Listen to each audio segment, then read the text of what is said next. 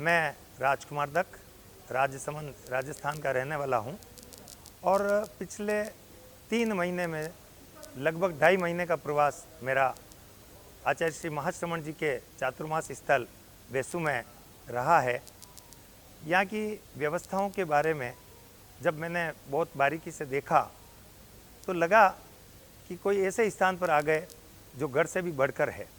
जब यहाँ पर आए उसके पहले मन में काफ़ी सारे संदेह थे कि आज तक घर से बाहर 5 दिन 10 दिन से ज़्यादा रहे नहीं हैं और 2 महीने 3 महीने यदि रहना पड़ा तो किस तरह से रहेंगे। लेकिन जब यहाँ पर आकर के रहना प्रारंभ हुआ, आचार्य श्री महाश्रमण जी की महती कृपा का ही परिणाम मानता हूँ कि इतने भव्य आयोजन को बहुत सुचारू रूप से चलाया जा रहा है।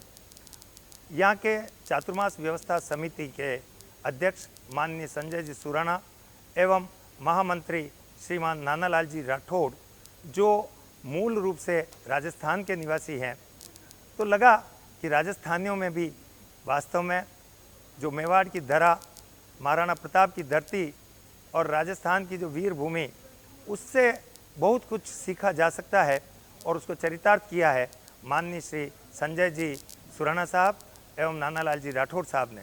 उनकी पूरी टीम जिस तन्मयता के साथ यहाँ पर काम कर रही है, उसे देखकर लगता है कि बहुत कुछ लोगों को सीखने की आवश्यकता है। मुझे लगता है कि आचार्य श्री महाप्रज्ञ जी एवं आचार्य श्री महाश्रमण जी के जो संदेश कि यदि कार्यकर्ता को सही रूप में काम करना है तो सिर पर बर्फ, मुंह में मिश्री और पाँव में चक्री रखनी पड़ेगी। निश्चित रूप से ये दोनों महानुभाव के सुयोग्य नेतृत्व में पूरी टीम इन शब्दों को चरितार्थ कर रही है।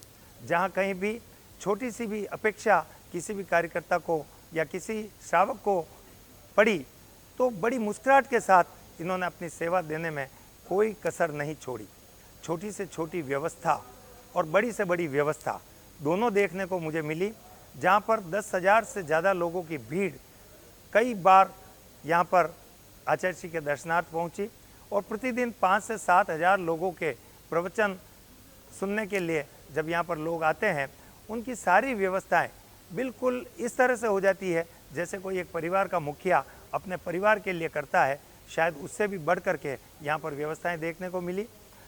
घर पर तो फिर भी शायद एक बल्ब चेंज कराने में 3 दिन लग जाते हैं, लेकिन यहाँ पर देखा कि यदि एक बल्ब भी खराब हुआ या एसी कोई खराब हुआ तो फ़ोन करते ही तुरंत उनका आदमी आ गया। और सबसे बड़ी बात, 36 कौम, सारी जातिगत लोग जो सभी धर्मों से विश्वास करते हैं, उन सारे लोगों का जो समन्वय यहाँ पर देखने को मिला, चाहे वो सफाई कर्मी हो, चाहे वो कैंटीन के लोग हो, चाहे रसोई के भोजनशाला के कार्मिक हो और दूसरे जिन भी व्यवस्थाओं में जो भी लोग लगे हुए हैं, उन्होंने पूरी ईमानदारी, पूरी तन्मयता के साथ लोगों की सेवा करने में कोई कसर नहीं छोड़ी। यहाँ तक कि ई रिक्शा के जो चालक हैं, वो जो बुजुर्ग महिलाएं, जो वृद्धजन होते हैं, उनकी सेवा इस तरह से करते हैं जैसे कोई घर के सदस्य की सेवा कर रहे हो।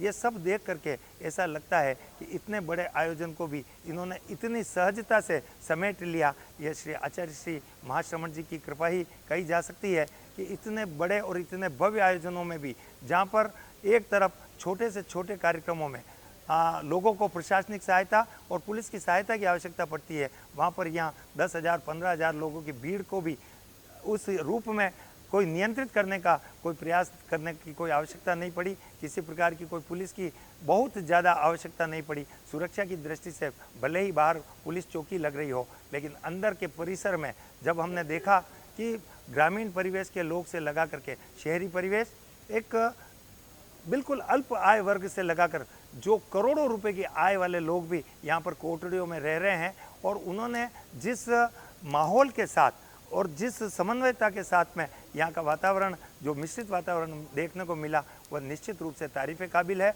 और हम तो ये चाहेंगे कि इस तरह की व्यवस्थाएं आगे आने वाले चातुर्मास स्थलों पर भी होवे, तो लोगों को एक अपने मन के जो उद्गार और जो अपनी श्रद्धा आचार्य श्री महाश्रमण जी के प्रति बढ़ती जा रही है, उसमें और ज़्यादा उन्नति होगी।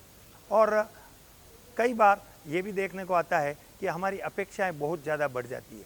उन अपेक्षाओं पर भी पूरी करने के लिए भी इस पूरी टीम ने आचार्य श्री महाश्रमण जी के सानिध्य में और श्री संजय सुराणा जी जो अध्यक्ष हैं चातुर्मास व्यवस्था समिति के, और महामंत्री नानालाल जी राठौड़, उनके पूरे सुयोग्य नेतृत्व में जो पूरी टीम ने हंसी खुशी के साथ और मुस्कुराहट के साथ जो सेवा दी है उसका कोई सानी नहीं है।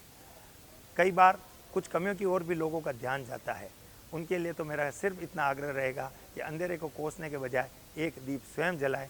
माना कि अंधेरा बहुत घना है पर दीप जलाना कहाँ मना है। आइए और इसी तरह की व्यवस्थाओं को बनाए रखने में हम अपना क्या सहयोग कर सकते हैं और किस तरह से हम आगे बढ़ सकते हैं, इस पर चिंतन किया जाना चाहिए। ओम हर। सादर जय जिनेन्द्र।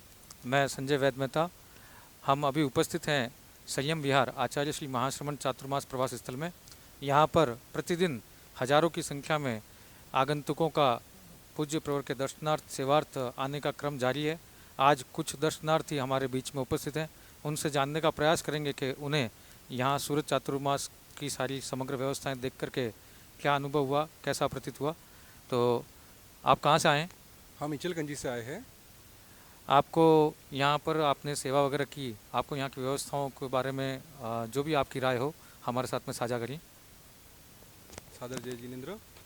यहाँ पे जो कुटीर की व्यवस्था है बहुत ही अति उत्तम व्यवस्था हुई है, एवं जो भोजनशाला भोजन व्यवस्था भी है, तो इतनी हज़ारों की संख्या में जो यहाँ पे दर्शनार्थ पब्लिक आई हुई है, तो जो व्यवस्था जितनी सुचारू रूप से हुई है, बहुत ही सुंदर आयोजन और बहुत ही सुंदर व्यवस्था देखने मिली है। ये व्यवस्था हमें यहीं देखने मिल सकती है। इतनी सर्वोत्तम व्यवस्था